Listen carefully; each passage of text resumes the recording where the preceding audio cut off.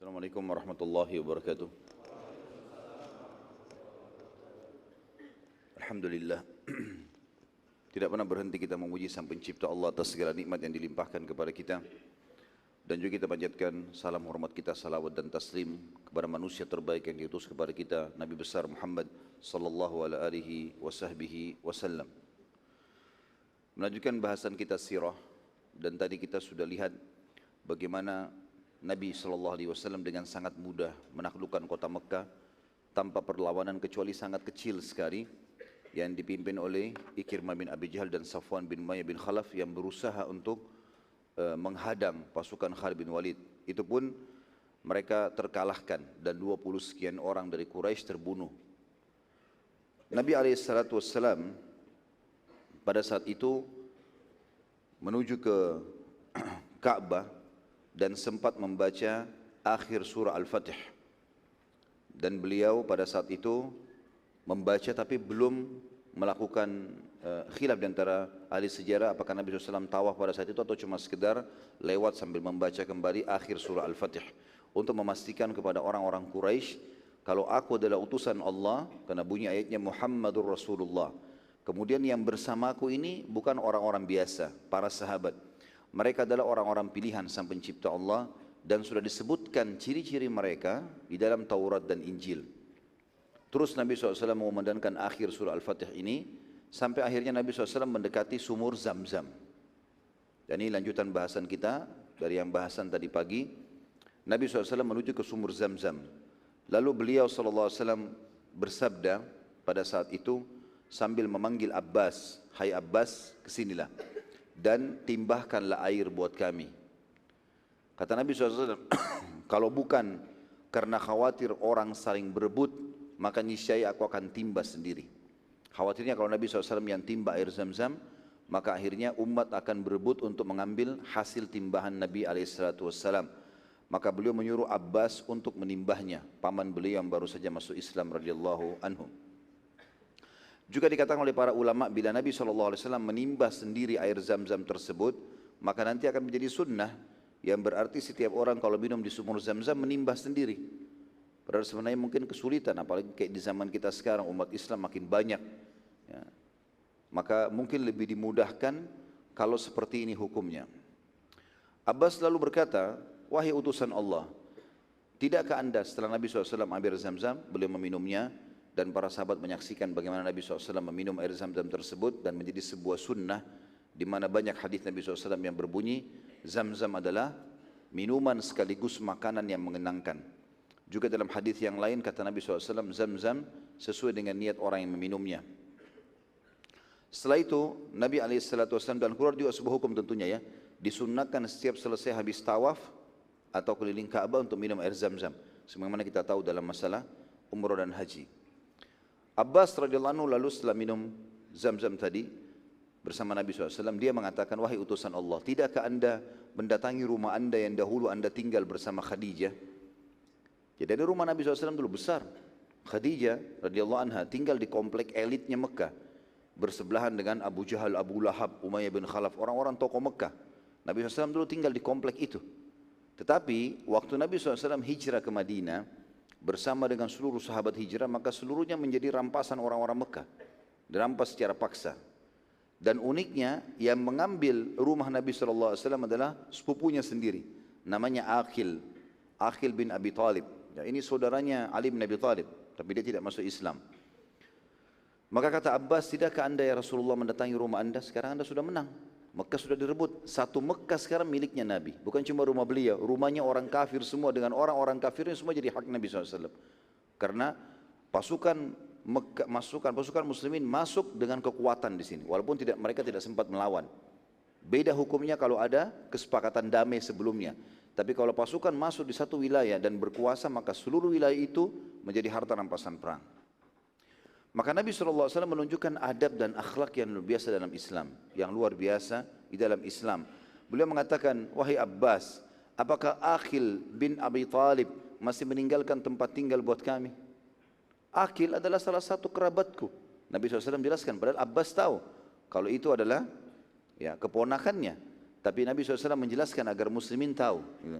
Kata Nabi SAW, Aqil adalah kerabatku dan ia telah menjualnya. Jadi waktu Nabi SAW hijrah ke Madinah, diambillah rumah itu oleh Aqil, lalu Aqil menjualnya. Dan Nabi SAW mengatakan, bagaimana aku masih menganggap itu rumahku? Dan ini juga keluar sebuah hukum syar'i. Kalaupun sampai misalnya, semoga tidak terjadi bagi muslimin, ada wilayah dicaplok oleh orang-orang kafir, dikuasai. Lalu kemudian mereka sudah mentransaksikan rumah-rumah kita di situ, walaupun kita merebutnya kembali sudah bukan rumah kita. Seperti itulah. Maka Nabi SAW pun tidak mengambil kembali rumah itu. Menganggap rumah itu adalah hak orang kafir yang sudah membeli dari Aqil. Nabi SAW sempat tinggal selama 19 hari di Mekah pada saat itu. Dan selama itu beliau mengqasar solatnya tanpa jamak. Duhur di waktu duhur 2 rakaat, asar di waktu asar 2 rakaat. Tapi beliau mengqasar selama 19 hari. Makanya ini salah satu dalil yang sangat jelas dipegang oleh sebagian ulama tentang bolehnya menjamak qasar lebih daripada 6 hari. Karena ada pendapat juga mengatakan maksimal 6 hari. Tapi khilaf di antara ulama. Di antaranya adalah dalil sahih yang menjelaskan bagaimana Nabi SAW tinggal di sana selama 19 hari dan beliau tentunya menjamak, mengqasar tapi tanpa jamak.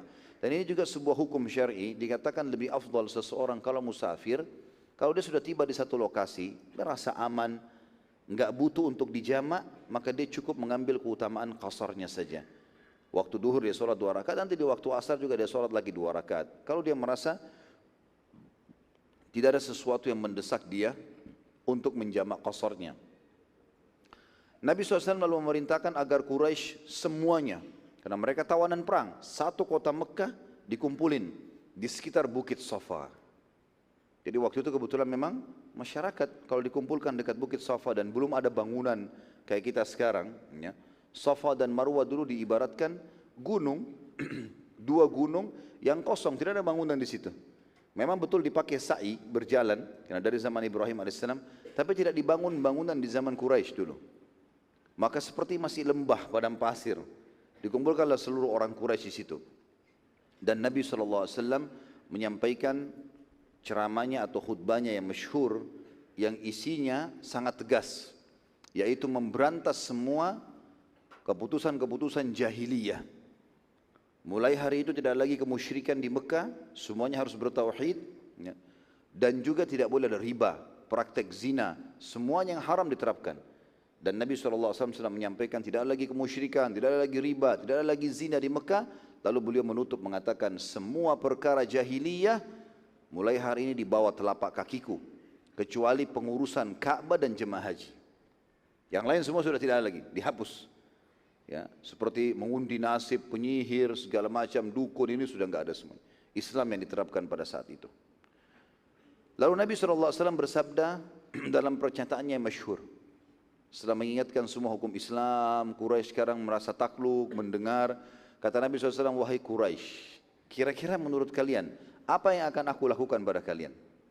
Sekarang pasukan menguasai satu lokasi bebas, mau buat apa saja. Mau dibunuh, mau dibebasin, mau dijadikan budak, bebas-bebas saja. Hukum syar'i pun membolehkan itu. Dalam arti kata kalau memang dianggap mereka adalah pembangkang-pembangkang yang berbahaya bagi muslimin, bisa saja dihukum mati. Ya. Maka Quraisy serentak menjawab mengatakan, engkau adalah saudara dan kerabat kami yang mulia dan dermawan. Maka Nabi SAW mengucapkan kalimat masyhur, dan ini yang membebaskan seluruh Mekah dari tawanan perang.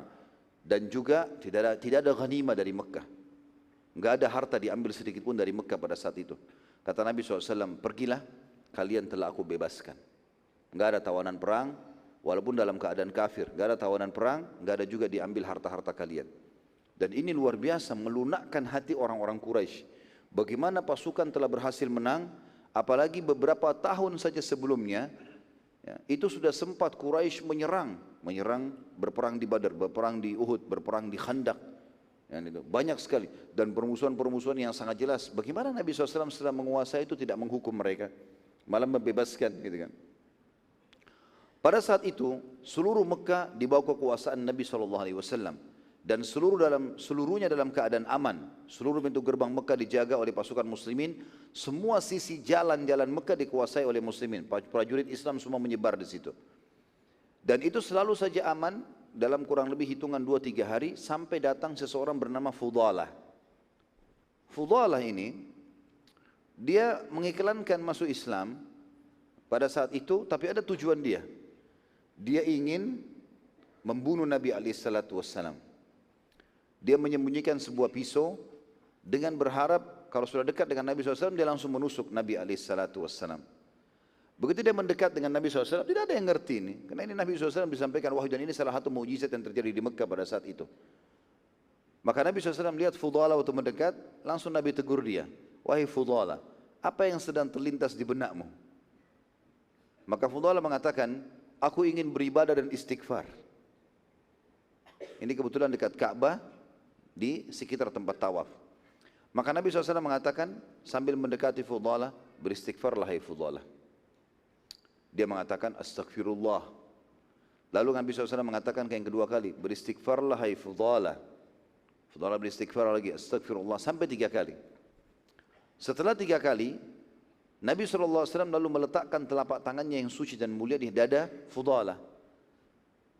Lalu tiba-tiba dengan meletakkan telapak tangan di dada Fudalah, kata Fudalah, pisau di tanganku atau di simpananku, dia menyembunyikan di antara bajunya, jatuh.